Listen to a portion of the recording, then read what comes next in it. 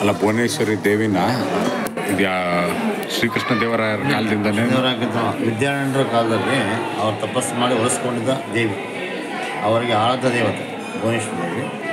ಅವರು ತಪಸ್ಸು ಮಾಡಿ ಉಳಿಸ್ಕೊಂಡು ಸುವರ್ಣ ವೃಷ್ಟಿ ಆಗುತ್ತೆ. ಆ ದ್ರವ್ಯದಿಂದ ಅವರು ರಾಜ್ಯ ಕೊಡ್ತಾರೆ. ಹರಿಹರಾಯರು ಮುಖರಾಜ ಮೊದಲ ರಾಜರು. ಅವ್ರ ನಂತರ ಅರವೇಡು ವಂಶ ಸಂಗಮ, ಸಾಳ್ವ, ತುಳುವ, ಅರವೇಡು.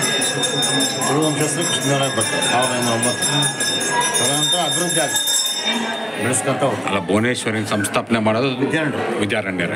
ಅವ್ರು ಬರೋದು ಏನೋ ಆಗ್ತಿಲ್ಲ, ಅವರೇ ಮೂಲ. ವಿರೂಪಾಕ್ಷ ಸ್ವಯಂಭುಲಿಂಗ, ಅಮ್ಮನವರು ಪ್ರತಿಷ್ಠೆ ಮಾಡಿದ್ರು. ಇದು ದಕ್ಷಿಣಮುಖ ಭುವನೇಶ್ವರಿ. ಅಲ್ಲ, ಈಗ ನಾವು ಕರ್ನಾಟಕದ ರಾಜ್ಯ ಮಾತೆ ಭುವನೇಶ್ವರಿ ಅಂತ ಹೇಳ್ಬೋದು. ಇದೇ ದೇವಿ ಹಾಗಾದ್ರೆ ಇದೇನೆ ಈಗ 72ರಿಂದ ಹೇಳ್ತಾ ಇದ್ದಾರೆ. ಮುಂಚೆ ಸಾಮ್ರಾಜ್ಯ ದೇವತೆ, ನಮ್ಮ ವಿಜಯ ಸಾಮ್ರಾಜ್ಯಕ್ಕೆ ಪ್ರಧಾನ ದೇವತೆ ಭುವನೇಶ್ವರಿ. ಜೈ ಭುವನೇಶ್ವರಿ ಅಂತ ಯುದ್ಧ ಮಾಡೋದು, ಜೈ ವಿರೂಪಾಕ್ಷ ಅಂತ. ಅದರಿಂದ ಇವರಿಂದಲೇ ರಾಜ್ಯ ಆಗಿದೆ. ಹಾಗಾದ್ರೆ ಹಕ್ಕ ಬುಕ್ಕರು ಹೌದು, ಕೃಷ್ಣದೇವರಾಯರಿಂದ ಹಿಡಿದು ಎಲ್ಲರೂ ಜೈ ವಿರೂಪಾಕ್ಷ, ಜೈ ಭುವನೇಶ್ವರಿ ಅಕ್ಕ ಬುಕ್ಕರಿಂದ ಹಿಡಿದು ಕೃಷ್ಣದೇವರ ಆಮೇಲೆ ಬರ್ತಾರೆ. ಅಪ್ಪು ಅಳಿಯರಾಮರಾಯವ್ರಿಗೂ ಬರ್ತಾರೆ. ಹಾಗೆ ಅಭಿವೃದ್ಧಿ ಮಾಡ್ಕೊತಾ ಹೋಗ್ತಾರೆ. ಅವನತ್ತೆ ಆಗುತ್ತೆ. ಅಲ್ಲ, ಇನ್ನೊಂದು ಇಷ್ಟೆಲ್ಲ ಬೇರೆ ದೇವಸ್ಥಾನಗಳ ವಿಗ್ರಹಗಳನ್ನ ಧ್ವಂಸ ಮಾಡಿದ್ರು, ಇದನ್ನ ಹೆಂಗ್ ಬಿಟ್ರು ಅಂತ. ಬಹಮನಿ ಸುಲ್ತಾನರು ಯುದ್ಧ ಮಾಡಕ್ಕೆ ಬಂದಾಗ ಹಂದಿ ಅಡ್ಡ ಬಂದಾಗ ರಿಟರ್ನ್.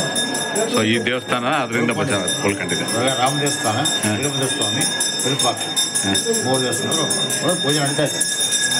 ಇದು ವಿಶೇಷ. ಇದು ಅಸ್ತಿಕ್ ಪಾಲಕರ ಮೇಲೆ ಅಸ್ತಿಕ್ ಪಾಲಕರು ಪರಿವಾರ ಸಮೇತ. ಇಲ್ಲಿ ರಾಮಾಯಣ ಶಿಲ್ಪಕಲೆ, ರಾಮಾಯಣ ಅಂದರೆ ಅದು ಮುಂಚೆ ಕಿಷ್ಕಿಂದೆ. ಹಾಗಾದ್ರೆ ಕರ್ನಾಟಕ ತಾಯಿ ಭುವನೇಶ್ವರಿ ಅನ್ನೋದು 13ನೇ ಶತಮಾನದಿಂದ ಇದೆ. ಹಾಗಾದ್ರೆ ಹೌದು, ಮುಂಚೆ ಅದಕ್ಕೆ ಮುಂಚೆ ಕಿಷ್ಕಿಂದ ರಾಮನ ಬಂದಾಗ ಆಂಜನೇಯ ಭೇಟಿಯಾಗಿದ್ದಿಲ್ಲ ಜಾಗ. ಅದಾದ್ಮೇಲೆ ಸಾಮ್ರಾಜ್ಯ ಕಟ್ಟ. ಓಕೆ.